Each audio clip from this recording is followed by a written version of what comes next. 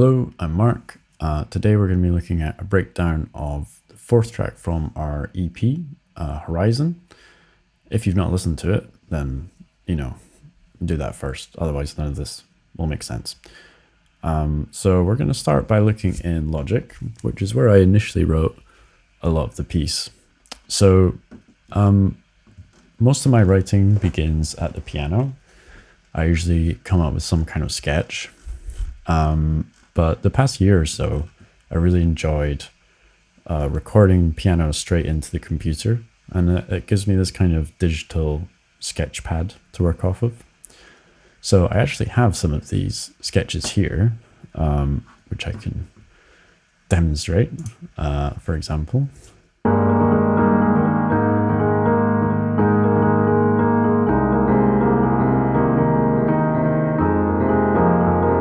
That kind of thing. But in the final track, I decided not to have any piano. So the piano is really just to give a sense of what's going on harmonically in the piece. So the initial idea started with this violin figure, which is very prominent throughout the whole piece. And it gives it kind of this sense of momentum, I guess. And that sounds like on its own.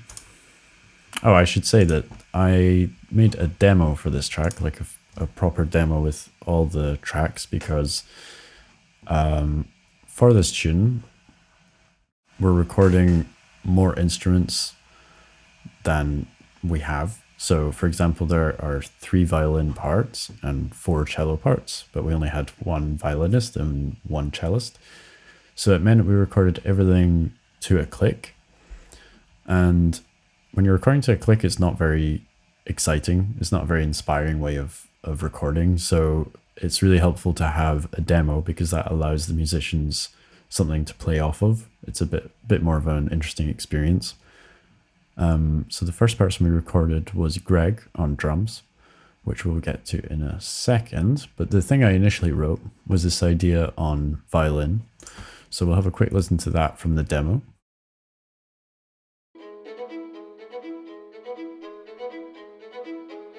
And that it changes a little bit throughout the piece, but it doesn't change massively. So now if I go to, where does it change back to? Bar 80. Yeah, so it changes a little bit, but not massively. And because it's through most of the piece, it becomes this quite significant motif. So what's really effective, I found, was when you drop it out, you suddenly have this big gap, this big hole, and that was a great place to have a saxophone solo, because suddenly you have this empty space, and that allows all this room for soloing. So when it comes back in, it has a lot more impact. So that was the initial idea. It was having this repeating figure. And the other main idea was these 4 chords, basically. This tune is basically a 4-chord song. There are 2 extra chords in the sort of chorus section, but it's basically a 4-chord song. And those 4 chords are F sharp minor, E over G sharp, A, and A over C sharp. So I have the score here as well. The reason I think these chords work in a loop, like the reason they work as a 4-chord song, is it has this rising sound, and then it finishes on this unstable chord, which is the A over C sharp, which I'm trying to find right now. Where is it? Yeah, here, A over C sharp. And this chord itself, on its own, it doesn't sound resolved. It doesn't sound like a finished chord. So if you just always have it at the end of a sequence, it's always going to sound like it needs to go somewhere, and that's why it works well as a loop. But you do eventually have to break that up, otherwise it gets a bit boring. And so we have this kind of chorus section that includes 1 more chord, or 2 more chords, D and E. So when I put that violin riff idea with the bass notes. That really forms most of the composition, which I can demonstrate here at bar 64.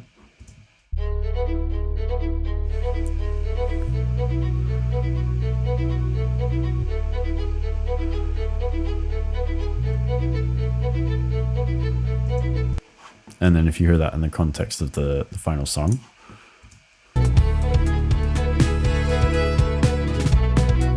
Oh, wait, I need to, yeah.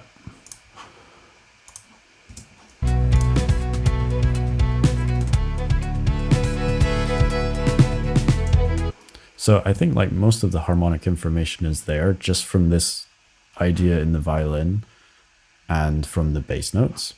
Because I have this habit, and I think a lot of jazz musicians have this habit, when we compose, we like to have a lot of control over our harmony, and we use a lot of these big chords, and every bar we have these chords being played on like a piano or a guitar. And there's nothing wrong with that, but I just found that there's so much interesting space if you just take out a lot of those chords, and you don't actually really miss out on any of the harmony. It's quite cool. Okay, so we've got our main idea and we've got our chords. With this tune, I originally didn't want to have a melody. I saw it as this very produced kind of song that wouldn't have a melody and it wouldn't have piano and it would just be this cyclical thing. But it did end up having a melody. But the melody kind of came about by accident. So the melody, which you first hear at the beginning of the track, or kind of near the beginning of the track, which is played on the cello, wonderfully by Juliet, which is here.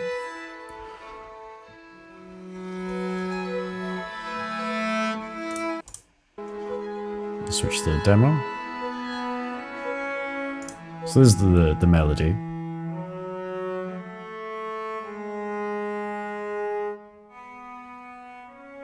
So originally this was just kind of supposed to be a little texture to introduce the piece. It wasn't supposed to be this singable melody, but I quite liked how it sounded. And so I ended up putting that later in the piece as well.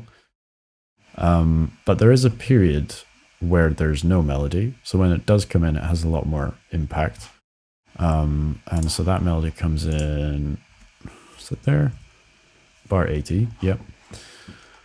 And so if we hear that with the demo on this absolutely wonderful, oh, that's not going to work. This is Logic's built-in saxophone sound, which is surprisingly good. Like, it did the job, but it doesn't sound quite as good as Matt Carmichael, but this is what it sounds like.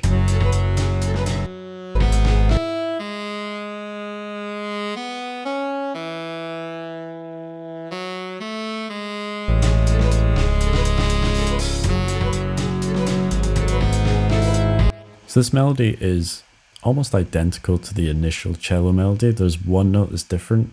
It just wasn't sort of speaking in the way I wanted it to, so I just changed one note. I think it's the second note of the phrase. This melody it's very simple. I mean, it outlines the basic kind of harmony.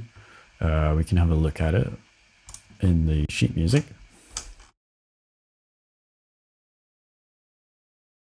Which is letter F.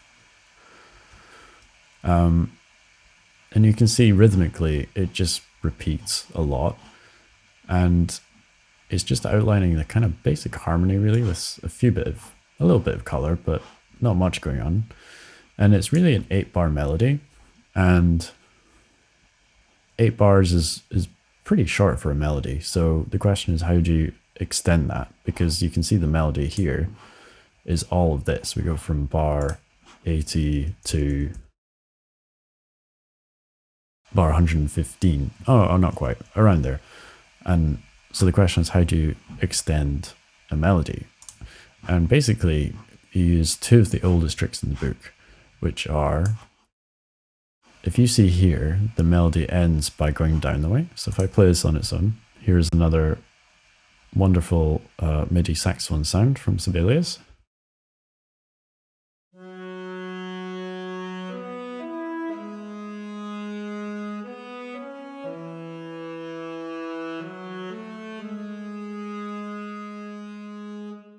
Now that on its own is fine, but it doesn't really sound finished. So it's just worth repeating. So that same thing repeats, but this time the ending is a little bit different. And it comes down. And it comes down a bit further, and the way it resolves is to this note, which is an E, which is a pretty good note to finish on this chord.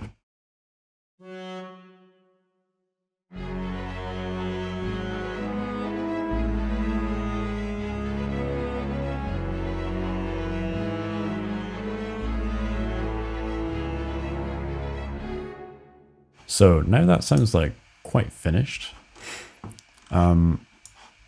But so if we were to hear that again, it probably wouldn't be very nice just to hear it exactly how it was, because we've heard it enough. We've heard this 8-bar thing once, and then we've heard it again with a slight variation.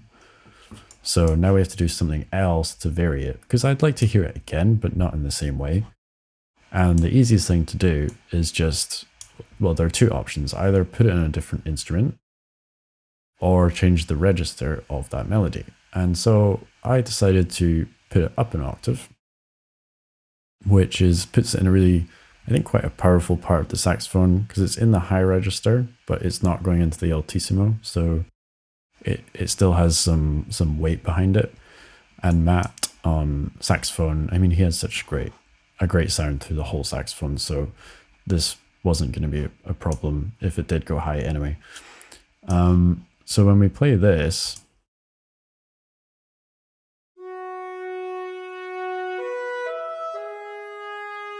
it really sings when it's in that register. It's really powerful, and that's what you want, because this whole piece is kind of building.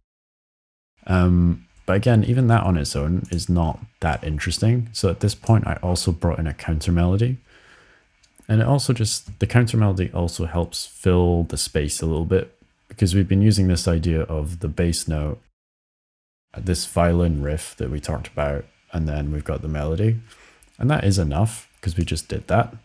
But I think having a counter melody just fills out the harmony, and it also provides a little bit of dissonance, and it also gives this back and forth between the melody and the counter melody. So it sounds like it's like two people singing to each other instead of just one person singing on their own. Like, neither's better or worse, but you know, it provides a bit of interest. And we can also use that counter melody to build into the next section, which is letter H, which is a solo section. So if we put all of that together now, if we go back to Logic, when we hear that go up the octave,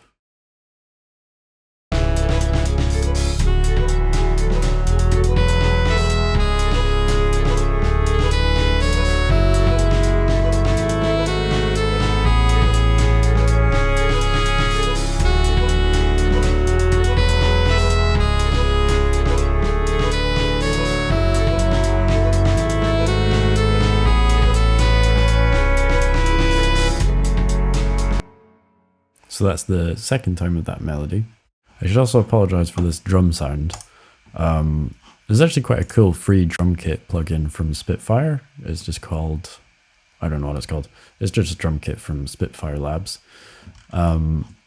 This was never supposed to sound like a finished programmed drum sound, so like a proper demo with all the... That's why it's missing a lot of detail. But if we put on the final track, you'll hear how that sounds.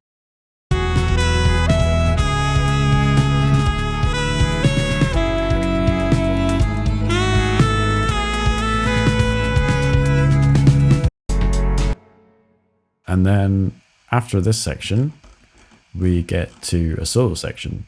So actually, originally, I didn't want to have a solo. I didn't want to have any improvisation, because I kind of wanted this to be, I just didn't want this to be a jazz piece. But because of all the other factors, even if there is improvisation, it doesn't feel like a really jazz piece. Like, it fits in quite well with the album, I think. So I think it's fine to have improvisation, and Matt did an amazing solo, so that was really cool to have. So for the solo section, it's the same idea. We have these same 4 chords, but you'll hear that violin riff, this one, this stops. And that really allows a lot of space because if we were to have that going through, it would just be too busy. So what Matt needs here is he needs some support. So we have the drums, which is great. And the harmony is coming from 3 cellos, and they provide this this spread triad, it's called, which is basically when we take a simple chord like this F sharp minor, and we spell it out into this format, which is the 1-5-10 is the technical name. And so that gives like enough harmonic information for Matt to play with, but there's not so much that it gets in the way. But after a while, to provide a bit more interest and to give that back and forth feeling with the counter melody from before, I do kind of the same thing. So I reintroduce this violin riff idea. This one. And then there is also the violin, another violin, and cello playing this counter melody, this time together.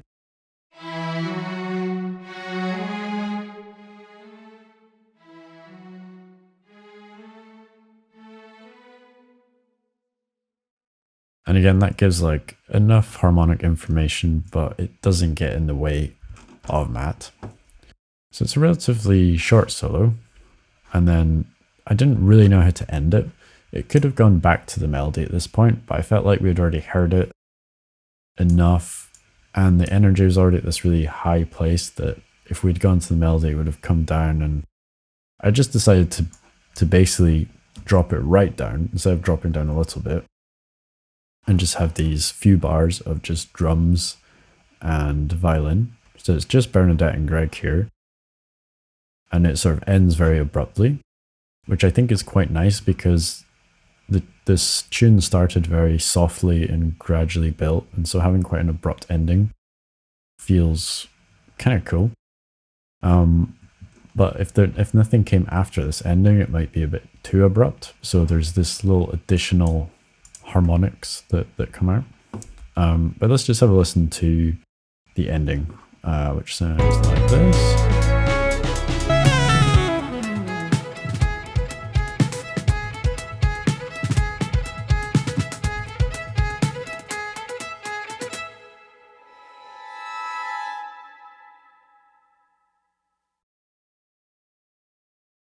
And I think the ending works. I still feel in two minds if it should have gone back to the melody, but I'm pretty happy with that. So these harmonics that just happened here, if we have a listen to those are also heard at the start. And to introduce the piece, before the cello melody comes in, we have these two ideas happening in the violin. And basically, I just wanted texture here and some harmonic information. And so the way I achieved that was with this kind of violin effect. I'm not sure what it's called.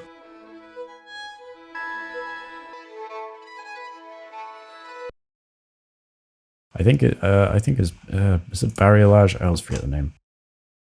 But basically, it's just taking an arpeggio shape on the violin and rapidly going up and down. And so here I did write it out, but I also wrote to do it out of time because I didn't want this to sound like it was the click track at this point because there's no groove. I just wanted it to sound like it was very open.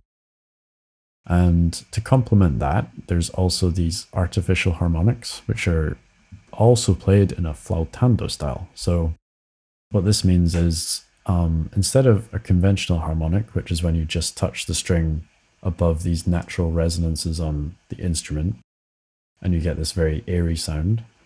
What I did here was use artificial harmonics, which is where you press a note down as you normally play on violin, and then you put your finger a fourth or 4 notes above that, and it produces, when you play that note, it produces a sound 2 octaves above the original note you were playing. So you get this harmonic sound, which is very light and airy, and to kind of enhance that sound and give it this very open feel, I asked Bernadette to play it flautando, which is basically playing the harmonic with a very fast light bow. And it really just emphasizes that sound. It's a sound I really like, especially on the upper strings. It works well on the lower strings too. So that's basically the whole piece. There are some little bits and pieces I could talk about, but some of it's kind of boring. So basically, once I had this piece as it is just now in the score, I then transferred that to a Pro Tools session. So I had the demo with the different instruments so that when we're recording, each musician could listen to whichever part of the demo they wanted and not hear their own track. So like when Greg was recording drums, we took out the drum channel so that he didn't have to listen to my terrible programmed drums. And the only other thing I had to do was put in a click track in the Pro Tools session, which I can't really show you because my computer will just crash if I open all three of these applications. But basically there's a click track for the different tempos, and that's kind of about it. Yeah, I don't play on this track, so it's really nice for me to sit more in this producer kind of seat. In terms of influences, this track was influenced by, well, there's an Oliver Arnold's tune called Remember, which is where the sort of drum and bass kind of drum sound came from. And this repeating pattern, actually when I was writing it, it started to sound suspiciously like one of Matt's tunes on the Gloaming Shore Part 2. And he has this figure in the piano that goes down. It goes da da ba da da da ba da da ba da. It's the same rhythm as the violin riff in this. And I originally had mine going down as well, like da ba ba da da da ba da. And it wasn't close enough to be plagiarism, but I just, for the sake of the challenge, I thought, what would it sound like if it went up the way, which is where I got this idea of going up the way. And I think in the context of this piece, that was, it actually sounds better. So I think it was the right call in the end. But those were, yeah, there wasn't anything I was directly trying to copy or emulate or, you know, be inspired by. It just kind of came about. And I think this was also the last piece I wrote for the EP, because we had a bunch of tunes and I was happy with most of them, but there was just one that wasn't working. And so I think 3 weeks before the recording, I just thought, okay, I'm just going to try this, see what happens. And I wrote this piece. And I think it's a nice addition, and it shows a different side to the band and, you know, different, you know, it's just a little bit of different style, but it still fits in within our sound. So, yeah, I'll be making videos like these for each of the tracks on the EP. So if you have questions about any of the tracks, then send me a message or leave a comment, and maybe I can answer your questions in those videos. I think next tune I'll do will be Smog. So it will come out next week, I think. And yeah, that's it. So I'm not going to ask you to comment, like, and subscribe, because I'm not one of those people, but you are thinking about it. So, you know, you could do it. I'm just saying. Anyway, if you want to listen to the band or support us in any way, you can click all the linky things down below. Spotify, Bandcamp, anything will be much appreciated.